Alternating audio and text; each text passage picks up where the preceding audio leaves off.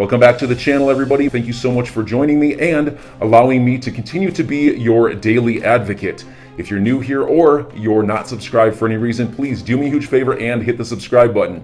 Thank you to all of you who have been watching and following me for so long. It truly means a lot, and I'm glad that I can be this person. Last year, I published an op-ed calling for Bitcoin to consider a move away from proof of work to a low-energy validation method. Today, I'd like to share an update on how my thinking has evolved on this front. While I still believe moving to a low-energy consensus mechanism is the most climate-friendly long-term solution, I recognize it's no easy feat. Today, the US hosts 40% of the hash rate. Climate-conscious miners like Griffin Mining, Argo Blockchain, and Riot Blockchain strive to use 100% renewables and be responsible actors, shutting off power when grids are overloaded, etc. I applaud their efforts.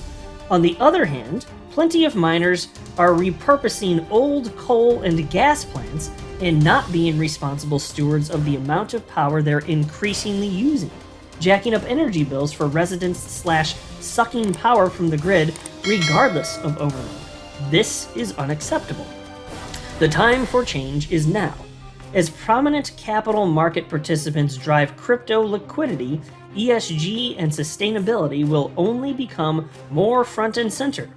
Ethereum, second largest market cap for now, recognized this early on and is very close to switching to proof of stake. I was paused to note, of course, proof of stake is a different consensus algorithm than proof of work and much less energy intensive. Anyway, Chris continues. We need short-term solutions as well. Even if a move away from proof of work happened eventually, Bitcoin is and will remain hugely important for crypto globally. Bitcoiners, I know many of you may not believe this, but I'm not trying to work against you here. Today's crypto industry is blessed with incredible talent, unlimited capital, and is on a mission to make the world better. I truly believe it can turn this climate problem into a solution. What if miners were incentivized to remove carbon from the atmosphere? Miners pledging 100% green energy use a great start. But in my opinion, not a foolproof long-term solution because proof of work simply incentivizes finding the cheapest energy, not what is the right thing to do. What's to stop a petrostate like Russia from liquidating fossil fuel reserves? So even with responsible players, there will always be an incentive to seek out the greatest amount of the cheapest power.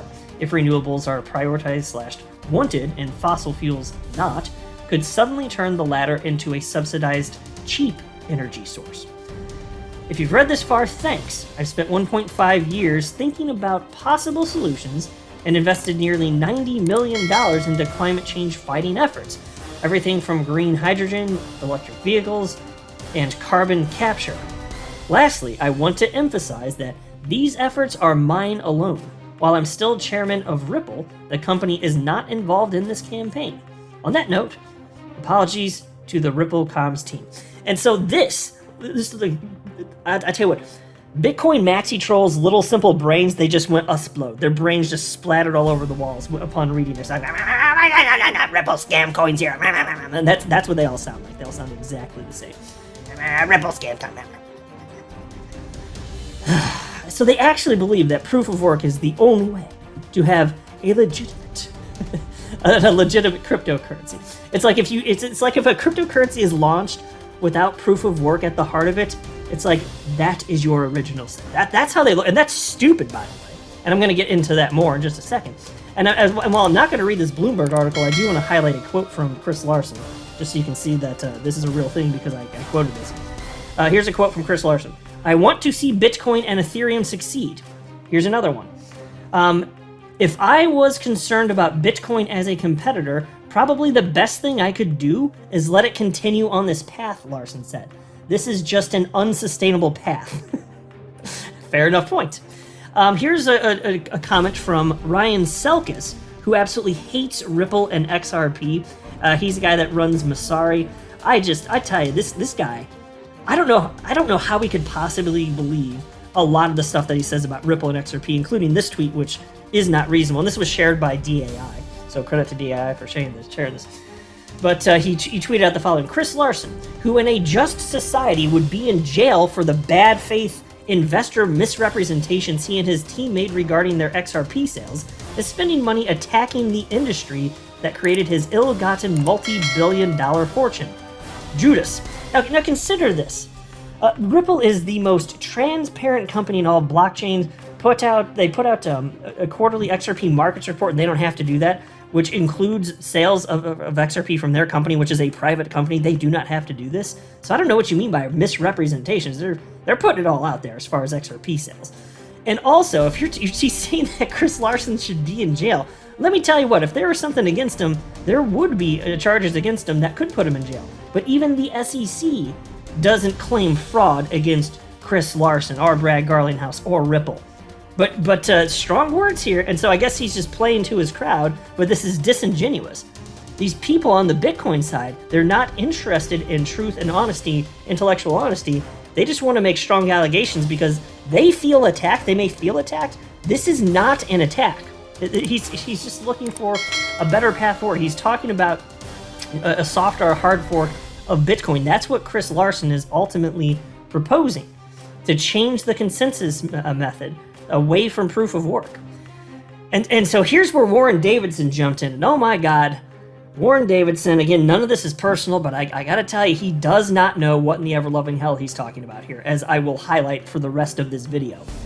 So he retweeted that thread that I just shared with you from Ripple co-founder Chris Larson, and he wrote the following. In other words, please ban Bitcoin. And then he on a separate line, he wrote one word, no. Folks, I just shared the entire thread with you, and I know I didn't read the Bloomberg article to you, but I'm telling you, nowhere did he say banned Bitcoin. In fact, rather than ban Bitcoin, he's actually long Bitcoin, as you'll see very shortly here. He's just proposing to get away from proof of work because it's not necessary. I'm so thankful that I have a heavy position in XRP, and we don't have to worry about institutions the world over complaining about XRP for this particular reason.